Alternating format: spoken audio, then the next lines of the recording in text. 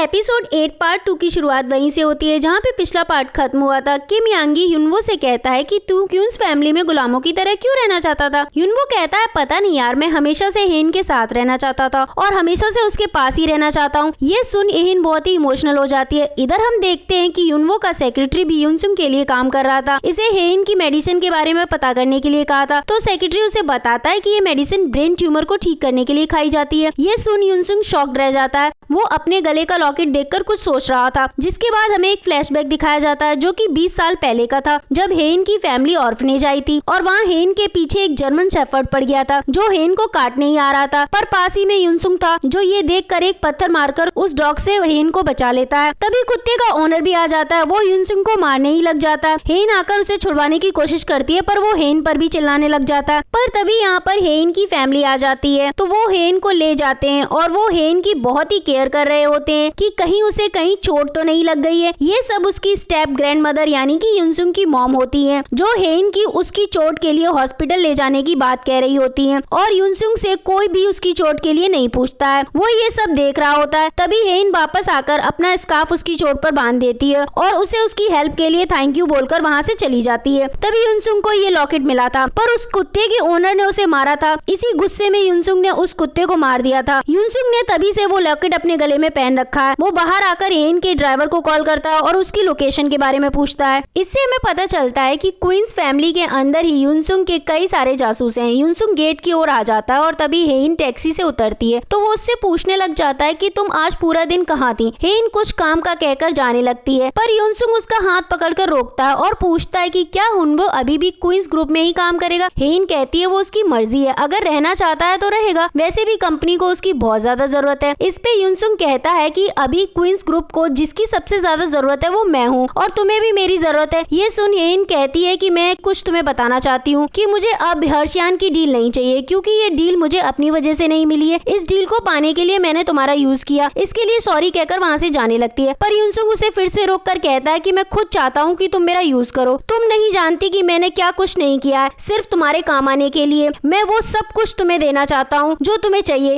हेन कहती है लगता है कि तुम फिर से लाइन क्रॉस कर रहे हो। मैंने युनवो को इसलिए डिवोर्स नहीं दिया है कि तुम्हें चांस मिले, बल्कि इसलिए दिया क्योंकि उसे शादी के बाद मेरी फैमिली की वजह से बहुत कुछ झेलना पड़ा। इन सब से मुझे उसके लिए बहुत बुरा लगा। युनसुंग कहता है कि अगर तुमने सब कुछ खो दिया तो अब भी तुम यही कहोगी कि तुम्हें मेरी जरूरत नहीं है। तभी यहाँ पे सियोली यानी कि युनसुंग की मॉम आ जाती है, जिसे देखकर हेन अंदर चली जाती है। इधर बटलर हेन की मॉम को और स्योचुल को उकसाने लगती है। वो कहती है युनवो जब तक क्वींस ग्रुप में रहेगा तब तक वो मिस्टर स्योचुल के लिए प्रॉब्लम्स खड़ी करता रहेगा, इसलिए आपको क्वींस ऑफ ग्रुप से उसे निकाल देना चाहिए। हेन की मॉम भी यही चाहती थी। तभी उसे युनवो की मॉम का कॉल आ जाता है। वो उन्हें मिलने बुलाती है। हेन की मॉम युनवो की मॉम से मिलने पहुंच जाती है। युनवो की मॉम को पता नहीं था कि युनवो और हेन का डिवोर्स हो चुका है, इसलिए वो अभी भी उन्हें समझाने की बात करती है। हेन की मॉम उन्हें डिवोर्स की बात बताकर झटका देती है और उन्हें बुरा भला कहती है कि तुम्हारे बेटे ने राइवल कंपनी से मिलकर हमें धोखा दिया। इवन चेयरमैन के रूम में तो उसने बक्स भी लगाए थे और हमारी कंपनी के खिलाफ कुछ सीक्रेट उसने हमारे राइवल कंपनी को दे दिए, जिसकी वजह से चेयरमैन पर बहुत बड़ी मुसीबत आने वाली है और इन सब का जिम्मेदार तुम्हारा बेटा है। अब उनका डिवोर्स हो चुका है, इसलिए अपने बेटे से कह देना जॉब छोड़कर यहाँ से चला जाए। युनवो की मॉम को पूरा भरोसा था कि उनका बेटा कोई भी गलत काम नहीं कर सकता है। युनवो की मॉम हेन की मॉम को कहती भी है, पर वो उनकी बात नहीं सुनती है, इसीलिए वो अपसेट होकर घर लौट जाती है और ये सब सुनकर सभी लोग सैड हो जाते हैं। इधर युनवो को 10 लोगों के नाम मिल जाते हैं जिन्होंने वो डायमंड वाली घड़ी खरीदी थी और उन 10 लोगों में से सियोली एक थी, बाकी सब फॉरेनर्स थे। ये देखकर युनवो हैरान हो जाता है कि आखिरकार सियोली ने 6 साल पहले ये घड़ी किसके लिए खरीदी होगी। इसके बाद ही हमें देखते हैं कि वो घड़ी युनसुंग ने पहनी हुई थी, क्योंकि डायरेक्टर जा और फाइनेंशियल हेड के साथ जो आदमी था वो युनसुंग ही था। पर अभी भी वो हेन का पीछा कर रहा था, क्योंकि हेन के ड्राइवर ने उसे बताया था कि हेन हफ्ते में 2-3 बार अकेले कहीं जाती है। पर तभी युनवो अचानक से आकर युनसुंग की कार को ओवरटेक कर लेता है, उसके सामने ही कार को रोक देता है क्योंकि